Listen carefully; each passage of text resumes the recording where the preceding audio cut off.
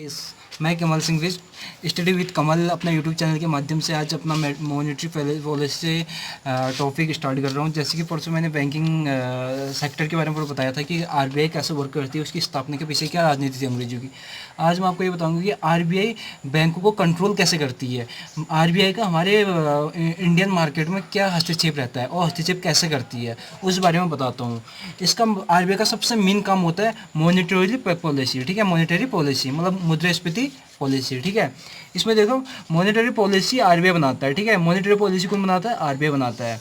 RBI की वह policy जो मनी से रिलेटेड है उसे मॉनेटरी पॉलिसी कहते हैं। यह मनी सप्लाई को रेगुलेट करती है, ठीक है। मॉनेटरी पॉलिसी अप्रैल में आती है, ठीक है। मॉनेटरी पॉलिसी कब आती है? अप्रैल में आती है। 2 महीनों के समय अंतराल में मॉनेटरी पॉलिसी आती है, ठीक है। अब मैं आपको बताता हूँ कि यार मॉनेटरी पॉलिसी पहले क्या होता था। पहले 2007 से पहले मॉनेटरी पॉलिसी 3-3 महीनों के बाद आती थी। फिर हमारी जो गवर्नमेंट ने उर्जित पटेल जो उस समय के अध्यक्ष थे, आरबीआई के गवर्नर थे, उन्होंने कहा यार कि मॉनेटरी पॉलिसी में कुछ चेंजेस करने हैं, इसको इम्प्रूव करना है। कैसे इम्प्रूव करें? फिर मॉनेटरी पॉलिसी के लिए उर्जित पटेल की अध्यक्षता में एक कमेटी गठित कर दी गई। उर्जित पटेल ने फिर रिकमेंडेशन दी कि 3 महीने के बजाय 2 महीने के समय अंतराल पर मॉनेटरी पॉलिसी लाया जाए। तब से अप्रैल मॉनेटरी पॉलिसी कब से आती है? अप्रैल से आती है। अप्रैल से आती है, फिर 2 महीने के पश्चात जून में, फिर इसके 2 महीने के पश्चात अगस्त में, फिर 2 महीने के पश्चात अक्टूबर में, फिर उसके 2 महीने पश्चात दिसंबर में, फिर उसके 2 महीने के पश्चात फरवरी में, ठीक है। हर 2-2 महीने में मॉनेटरी पॉलिसी आती है। बहुत कॉम्पिटिशन के एग्जाम में आता है कि कब आती है, आप बताना। अप्रैल से आते 2-2 महीने के अंतराल पर, ठीक है। उर्जित पटेल की रिकमेंडेशन आई थी इसमें, ठीक है।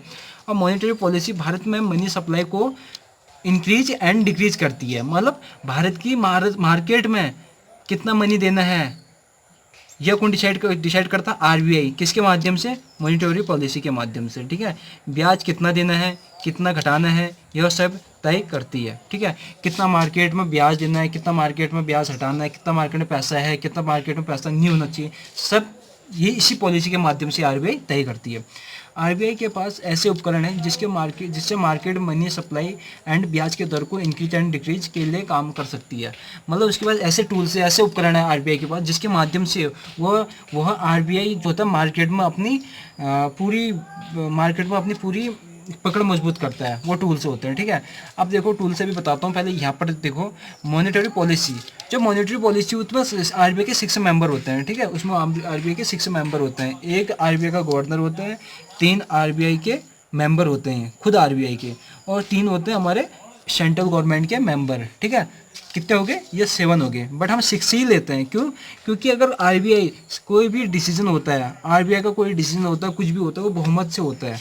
बहुमत मतलब 3-3 का रेशियो नहीं, 4-2 का रेशियो, 5-1 का रेशियो, ठीक है, ऐसा। लेकिन कभी कभी जो बहुमत होता है वो बराबर भागों में बढ़ जाता है, वो 3-3 हो जाता है, ठीक है। हाँ में भी 3 हो जाएंगे, नो में भी 3 हो जाएंगे। या उसको पारित किया जाए या नहीं पारित किया जाए। अब क्योंकि बहुमत तो बराबर हो गया, फिर उसमें आरबीआई का गवर्नर आता है। फिर आरबीआई का गवर्नर का ही जो सुझाव होगा, जिसकी तरफ जाएगा उसकी विजय हो जाएगी, उसकी तरफ से बहुमत पारित हो जाएगा, ठीक है। साधारण स्थिति में आरबीआई का गवर्नर कोई मत देने का अधिकार ऐसे प्राप्त नहीं होता। असाधारण स्थिति में, बराबर की इसकी स्थिति में ही आरबीआई गवर्नर जो होता है मत देता है, ठीक है। ये हो गया। अब आपको इसके टूल से बताता हूँ, ठीक है। इसके टूल से क्या है?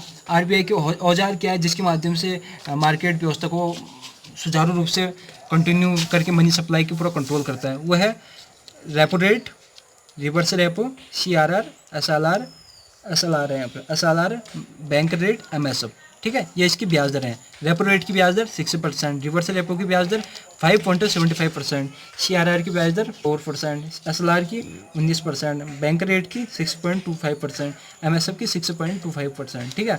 अब मैं इतना आना चाहिए अब मैं यहाँ पर पढ़ता हूँ कि रेपो रेट। अब मैं आपको हर एक कॉन्सेप्ट समझाऊंगा कि टूल्स, हर एक टूल्स को आपको एक्सप्लेन कराऊंगा, ठीक है। हर एक टूल्स को आपको एक्सप्लेन कराऊंगा, ठीक है। रेपो रेट यह अपने आप में एक ब्याज दर है। आरबीआई अपने बैंकों को एक शॉर्ट टर्म के लिए उधार देता है। जिस रेट पर आरबीआई उधार देता है उसे रेपो रेट कहते हैं, ठीक है। मतलब बैंक बैंक का कोई बैंक के पास पैसा कम हो जाता है तो वह पैसा कहाँ से मिलता है, उसे आरबीआई के पास मिलता है। तो वो अब आरबीआई के पास पैसे लेने जाता है, फिर आरबीआई क्या करता है, आरबीआई उसे कहता है यार तू अपनी बैंक की, जो तुम्हारे बैंक की बॉन्ड सिक्योरिटी है, सरकारी बॉन्ड जो तुम्हें मिले उसे हमें दो, और हम तुम्हें रेपो रेट मतलब 6% ब्याज दर में हम तुम्हें पैसे दे देंगे। फिर आरबीआई 6% ब्याज दर पर उन्हें रेपो रेट के माध्यम से पैसा दे देता है। ठीक है, अब मैं आपको बताता हूँ कि रेपो रेट के माध्यम से कैसे बाजार में कंट्रोल होता है। ठीक है, मार्केट में अगर आरबीआई रेपो रेट की ब्याज दर को बढ़ा देगा, ठीक है, रेपो रेट की ब्याज दर को बढ़ा देगा तो क्या होगा, तो बैंक जो होता है आरबीआई के पास जाएगा। अगर आरबीआई रेपो रेट ब्याज दर को बढ़ा देगा 6% से 7% कर देगा, 7-8% कर देगा, तो क्या होगा, बैंक भी अपने ग्राहकों को, कस्टमर को भी हाई ब्याज दर पर पैसा देंगे, क्योंकि उन्हें खुद महंगे ब्याज दर पर पैसा मिला है आरबीआई से, वो तो महंगे ब्याज दर पर पैसा देंगे लोगों को, हमें जनता को। तो क्या होगा, अब जनता इससे पीड़ित हो जाएगी, जनता परेशान हो जाएगी, तो जनता बैंकों से पैसा नहीं लेगी। जनता बैंकों से पैसा नहीं लेगी तो हमारी जो मार्केट है, मार्केट में पैसा नहीं होगा, पैसों की कमी हो जाएगी, क्योंकि यार ब्याज दर बहुत ज़्यादा हाई है तो नहीं ले सकते, हम कंपेयर नहीं कर सकते। तो मार्केट में पैसा कम हो जाएगा, मार्केट में पैसा कम हो जाएगा तो क्या होगा, पैसा कमी हो जाएगी, सामान की जो हमारी जो जैसे हमारे कोई राशन की दुकान, वो उनके रेट अपने आप घट जाएंगे, तो इससे क्या होगा, महंगाई कम हो जाएगी। ठीक है, रेपो रेट बढ़ी, महंगाई कम हुई। ठीक है, अब CRR, कैश रिजर्व रेशियो, ठीक है, ऐसी CRR भी एक टूल्स है। बैंक अपने 4% पैसा आरबीआई के पास जमा रखता है, इस 4% पैसों को आरबीआई संबंधित बैंक को कोई ब्याज नहीं देता। ठीक है, इसमें है कि कोई भी बैंक को देखो, कोई भी बैंक है, जैसे मेरा जो अकाउंट है वो इलाहाबाद बैंक में, इलाहाबाद बैंक क्या करता है, अपने पर डे का 4% पैसा आरबीआई के पास जमा करता है। ठीक है, पर डे का 4% पैसा, ऐसी, तो ये देखो कि अगर आरबीआई पर डे का 4% पैसा आरबीआई के पास अलग रख देता है, महीनों में वो पैसा जाके आरबीआई को दे देता है। ठीक है, तो ठीक है, CRR का पैसा कितना होता है, 4%। अब तुम ये एक लॉजिक लगाओ, अगर आरबीआई तय करती है कि CRR कितना लिया जाए, अगर आरबीआई CRR की ब्याज दर को बढ़ा देगा 4%, अगर आरबीआई कहेगा यार जो तुम हमें 4% देते हो, अब वो हमें 8% दे दो, ब्याज दर को बढ़ा देगा, वो ज़्यादा पैसा दो हमें, तो क्या करेगा, तो फिर क्या कहते हैं, फिर एसएलआर देखो आप। ठीक है, CRR का मैं अभी समझा दूँ, CRR और एसएलआर के मैं साथ साथ इनका कॉन्सेप्ट बताऊंगा, क्योंकि पहले इससे भी समझना जरूरी होता है। ऐसे देखो, सभी बैंकों को पब्लिक का कुल पैसा जो उसके पास जमा किया है उसका कुछ भाग उसे अपने पास जमा करना होता है। यह अमाउंट लिक्विड फॉर्म में जमा होता है। लिक्विड फॉर्म मतलब cash, gold and government security. ठीक है, अब देखो कि पहले से देखो, एसएलआर की पहली लिमिट 25% से 40% हुआ करती थी, लेकिन अब लोअर लिमिट इसकी ख़त्म कर दी गई। अब लोअर लिमिट ख़त्म कर दी गई, अब आरबीआई केवल नहीं, अब बैंक केवल 19% ही अपने पास एसएलआर की के माध्यम से अपने पास रखता है। अभी वर्तमान में एसएलआर की ब्याज दर की, अभी एसएलआर कितना है, 19% आता है पेपर में। ठीक है, CRR, अब मैं आपको बताता हूँ CRR और एसएलआर में डिफरेंस किया। CRR बैंक आरबीआई के पास पैसा डिपॉजिट करती है, लेकिन एसएलआर में बैंक अपने पास पैसा डिपॉजिट करती है। ठीक है, अपने पास करती है। CRR में आरबीआई CRR का जो बैंक होते हैं आरबीआई के पास अपना CRR का जो पैसा डिपॉजिट करते हैं उसका कोई ब्याज आरबीआई द्वारा बैंक को नहीं मिलता, इसमें कोई ब्याज दर नहीं मिलता, और इस तो अपने पास ही रखेंगे। ठीक है, अब आप कहोगे यार ये वहाँ पैसा क्यों रख रहे हैं, ये पैसा इसलिए रखते हैं क्योंकि सुरक्षा, जैसे कि देखो यार कभी मार्केट कभी हम घाटा हो जाता है, बैंक के किसी कारणवश बहुत नुकसान पहुंच जाएगा, तो मंदी की स्थिति आ जाएगी, तो यार आम जनता तो ऐसे बर्बाद हो जाएंगे, क्योंकि आम जनता का पूरा पैसा बैंक में डिपॉजिट होता है। तो इसलिए आरबीआई 4% पैसा अपने पास, बैंक का अपने पास रख देती है, क्योंकि कभी बैंक की घाटे की स्थिति हो जाए तो हम उसका पैसा उसे ही दे देंगे। ठीक है, ऐसी अब ऐसी एसएलआर है, एसएलआर में भी बैंक अपने पास सुरक्षा के माध्यम से ही रखती है, कभी घाटा ना हो करके। ठीक है, अब देखो तो मैं ये कॉन्सेप्ट यहाँ बताता हूँ। देखो, टोटल बैंक के पास पैसा है 100%, आरबीआई के पास 4% CRR की माध्यम से जमा कर दिया, 19% बैंक ने अपने पास एसएलआर के माध्यम से जमा कर दिया, तो एसएलआर और CRR कितना हो गया, 23%। अब बचा तो 77%, इसे आरबीआई मार्केट में इन्वेस्ट करती है, उधार देती है, ब्याज दर लेती है। 77% ही आरबीआई का 77% ही आरबीआई का अपने इन्वेस्ट करने का काम आता है, ठीक है। ऐसे आता है रिजर्व रेपो। रिजर्व रेपो में आरबीआई पर इसमें बैंक अपनी मर्जी से आरबीआई के पास पैसा जमा करता है और आरबीआई इससे 5.75% की दर से ब्याज देता है। रेपो एंड रिवर्स रेपो का जो गैप होता है वो 0.25% ही नहीं 0.25% ही होना चाहिए। मतलब इसमें क्या है, रेपो रेट में बैंक आरबीआई के पास पैसा सबमिट करते हैं, लेकिन रिवर्स रेपो में अब इसमें क्या होगा, अगर किसी बैंक के पास पैसा हद से ज़्यादा हो जाए, मतलब 77% से ज़्यादा पैसा हो जाए, अब वो मार्केट में इन्वेस्ट नहीं करना चाह रही, तो उसमें क्या होता है, अब वो रिवर्स रेपो के माध्यम से बैंक अपना पैसा आरबीआई के पास सबमिट करती है और आरबीआई उसे 5.25% ब्याज दर पर उसे पैसा देती है। इसमें क्या होता है, उल्टा हो जाता है, ठीक है। इसमें ब्याज मिलता है, सीआरआर में ब्याज नहीं मिलता, बट इसमें मिलता है क्योंकि इसमें बैंक अपनी मर्जी से पैसा सबमिट करती है वहाँ। ये कंपलसरी होता है, ये कोई कंपलसरी नहीं होता, ये बैंक अपने मुनाफे के लिए आरबीआई में पैसा सबमिट करती है। अब नीचे आएगा कि हाँ एक बात चीज़, रेपो रेट और रिवर्स रेपो दोनों साथ साथ चलते हैं। अगर रेपो रेट और रिवर्स रेपो दोनों साथ साथ चलते हैं, रिवर्स रेपो कितना होता है 5.75%, 5 इसमें सॉरी नहीं लिखा, तो 5 रिवर्सल रेपो का होता है 5.75, ठीक है, और रेपो रेट का होता है 6%। तो दोनों का गैप कितना है 0.25, मतलब 0.25 दोनों बढ़ेंगे तो साथ बढ़ेंगे, घटेंगे तो साथ बढ़ेंगे, दोनों का गैप हमेशा 0.25% के बीच में ही होना चाहिए। अब नीचे बैंक रेट क्या होता है, यह वह ब्याज दर है जिसमें आरबीआई बैंक को एक लंबे समय के लिए उधार देता है। इसमें क्या होगा, आरबीआई अगर किसी बैंक को, जैसे बैंक भी कितने मनी टाइप्स ऑफ बैंक होते हैं, मैं आपको बैंक का अगले लेक्चर में बैंक के बारे में बताऊंगा। तो क्या कहते हैं, आरबीआई होती है, अगर कोई बैंक अच्छे कामों में, सार्वजनिक कामों, रोड, बिजली, अलग अलग जो हमारे देश के लिए कोई अच्छे कार्य कर रहा, अगर बैंक उसमें पैसा इन्वेस्ट करते हैं तो आरबीआई उसमें एक लंबे दीर्घकालीन समय के लिए बैंक रेट पे उन्हें ब्याज देते हैं, ठीक है।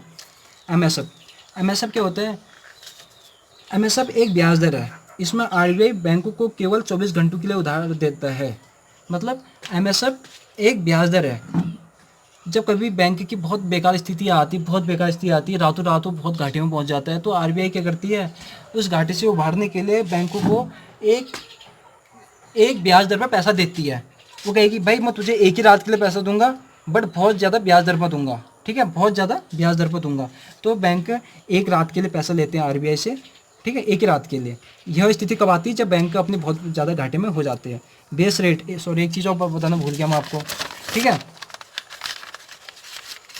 यहाँ पर आरबीआई रेपो रेट के माध्यम से बैंकों को पैसा देते हैं और बैंक बेस रेट के माध्यम से पब्लिक को पैसा देते हैं। अगर रेपो रेट ज़्यादा होगा तो बेस रेट ज़्यादा होना ही होना है, क्योंकि हमें बैंक को ज़्यादा ब्याज दर पर पैसा मिले हैं तो ऑब्वियसली है पब्लिक को भी ज़्यादा ब्याज दर पर बैंक पैसा देगी। अब मैं इसमें कॉन्सेप्ट को बताता हूँ तुम्हें, जैसे कि यहाँ पर repo rate, reverse repo rate, CRR, ये एसएलआर है, एसएलआर, एमएसएफ। अबे देखो अगर हम इनके रेट से बढ़ा देंगे, ठीक है, तो मार्केट में अगर इनके ये क्वेश्चन हमेशा आता है, अगर हम इस टूल्स के रेट को बढ़ा देंगे तो मार्केट में मनी सप्लाई कम हो जाएगी, मनी सप्लाई कम हो जाएगी तो महंगाई कम हो जाएगी। बाय द वे हमने इस रेट को अगर घटा दिया जाए, अगर रेट घट जाए तो मार्केट में मनी सप्लाई ज़्यादा हो जाएगी, तो महंगाई और ज़्यादा हो जाएगी, ठीक है। अब मैं इसको बताऊँगा कि जैसे कैसे क्या होता है। रिवर्स रेपो में क्या होता है, नहीं मैंने आपको सीआरआर बता दिया, एसएलआर भी बता दिया, हाँ अब बताता हूँ। सीआरआर में जैसे कैश रिजर्व रेशियो और एसएलआर, यहीं पर अगर आरबीआई ने सीआरआर और एसएलआर की रेट से बढ़ा दिया जाए, आरबीआई कहता है यार एसएलआर को हम 4% नहीं 5, 6, 7 या 8% लेंगे और एसएलआर को आप 19% से बढ़ के 27 से 28% लो, तो अगर यहीं पर क्या कहते हैं 23%, अगर ये दोनों के रेट से बढ़ जाएंगे तो इनका टोटल तो बढ़ ही जाएगा। अगर टोटल बढ़ जाएगा तो यहाँ कम हो जाएगा, अगर यहाँ कम हो जाएगा तो हम बैंक अपना इन्वेस्ट पीपुल्स में, आम जनता में कम करेगी। तो इससे क्या होगा, अगर बैंक अपनी पूंजी आम जनता में देगी और वो कम हो जाती है तो उससे क्या होगा, ऑब्वियसली मार्केट में पैसों की कमी हो जाएगी, मार्केट में पैसों की कमी हो जाएगी तो क्या होता है कि लोग अपने निजी कामों में पैसा नहीं लगा सकते। जैसे कोई बंदा है, उसके पास पैसा ही नहीं होगा, मार्केट में पैसा ही नहीं होगा, लोग अपनी कार ही नहीं खरीदेंगे। अगर लोग कार नहीं खरीदेंगे तो क्या कार बना ली कंपनी कौन सी, जैसे कार अगर हीरो की कार ले लो, ठीक है, अगर होंडा अपना कार नहीं बनाएगी, लोग खरीदेंगे नहीं, वो कार नहीं बनाएगी। अगर कार नहीं बनाएगी तो लोगों में क्या होगा, बेरोजगारी बढ़ जाएगी। अगर बेरोजगारी बढ़ जाएगी तो क्या होगा, देश बहुत आर्थिक स्थिति देश की बहुत पिछड़ी हो जाएगी। तो मतलब क्या है, ये पूरी एक साइकिल में चलती है। सॉरी, मैंने साइकिल बनाया नहीं, अगले लेक्चर में साइकिल बनाऊंगा कि इन रेट्स के जरिए कैसे बेरोजगारी बढ़ती है और कैसे बेरोजगारी घटती है। आप यही समझ लो कि reverse repo rate, CRR, SLR, MSE के माध्यम से बैंक कैसे मार्केट में अपनी पकड़ मजबूत करती है और कैसे पकड़ अपनी ढीली करती है। महंगाई कैसे बढ़ती है कैसे घटती है मैंने आपको बता दिया। रेट से बढ़ जाएंगे महंगाई कम हो जाएगी, क्योंकि अगर रेट से बढ़ जाएंगे SLR और CRR को मैंने बता दिया, ज़्यादा कर देंगे तो यहाँ कम हो जाएगा, यहाँ कम हो जाएगा, बैंक में जनता में पैसा कम हो जाएगा, जनता में पैसा कम हो जाएगा तो लोगों के पास पैसा नहीं रहेगा, लोगों के पैसा नहीं रहेगा तो वैसे ही मनी सप्लाई कम हो जाएगी। रिवर्स रेपो बता दिया। रिवर्स रेपो में ये होता है कि अगर बैंक अपना ज़्यादा पैसा मुनाफा कमाने के लिए लोगों में इन्वेस्ट न करके RBI के पास सबमिट कर देती है और RBI उसे ब्याज देती है, तो यहाँ से पैसा, इसकी जो परसेंटेज होता है वो कम हो जाएगा, लोगों के पास पैसा नहीं रहेगा तो मनी सप्लाई कम हो जाएगी। वैसे MSF है, MSF में अगर MSF हो जाएगा मतलब बहुत ज़्यादा बैंक बहुत ज़्यादा घाटे में पहुंच जाएगा। बैंक को बहुत ज़्यादा घाटे से उबारने के लिए आम जनता RBI उसे महंगे ब्याज दर पर पैसा देगी, एक रात के लिए पैसा देगी। अगर खुद बैंकों को एक रात के लिए पैसा मिलता है, वो भी इतनी हाई ब्याज रेट पे पैसा मिलता है, तो वो भी लोगों को उतनी ज़्यादा ब्याज दर पर पैसा देगी, जिस कारण लोग परेशान हो जाएंगे, पैसा नहीं लेंगे बैंकों से और बाज़ार में पैसों की कमी हो जाएगी। ठीक है, अब इसका मैं कनेक्टेड टू रोजगार पर दिखाऊंगी, रोजगार कैसे बढ़ता है कैसे घटता है according to cycle of tools of monetary policy. Thank you यार। आपको एक बात और बताना है मुझे, मेरे प्यारे दोस्त हैं, इतने अच्छे दोस्त हैं, एक कमल सिंह बिष्ट जी हैं यार। चलो मैं जैसे भी पढ़ा रहा हूँ मुझे पता है, मेरे दोस्तों को पता है जैसे पढ़ा रहा हूँ, लेकिन वो बंदा ऐसा है, कोई बंदे होते हैं ना कि वो अपना तो डूब जाते हैं लेकिन दूसरों को भी नहीं उभारने देते आगे। ऐसी कमल सिंह बिष्ट जी ऐसे इंसान है, अपना पता नहीं कौन सी राह में चल रहे हो। हमारे साथ साथ अब अपने हमारे बच्चे हैं, युवराज सिंह और कमल सिंह और ऊपर सावन, मतलब 4-5 बंदे, उनको भी अपना जैसा बनाने की फुल कोशिश कर रहे हैं और गंदे गंदे कमेंट कर रहे हैं। इसमें मेरी बेइज्जती नहीं, उनकी बेइज्जती हो रही, कमल सिंह हमारे भाई साहब की बेइज्जती हो रही। प्लीज़ यार कमल भाई, आप ऐसे भद्दे कमेंट करने के बजाय, चलो मेरा तो कुछ नहीं, लेकिन हमारे जो होनहार स्टूडेंट हैं उनका तो यार अभी बच्चे हैं आपके सामने, उनको मोटिवेट करें, नहीं कि डिमोटिवेट करें, और प्लीज़ अपनी सोच बदलें। और रही बात मेरे यूट्यूब चैनल में डिसलाइक करने की, आपको जो करना है कर लो, ठीक है। थैंक यू यार।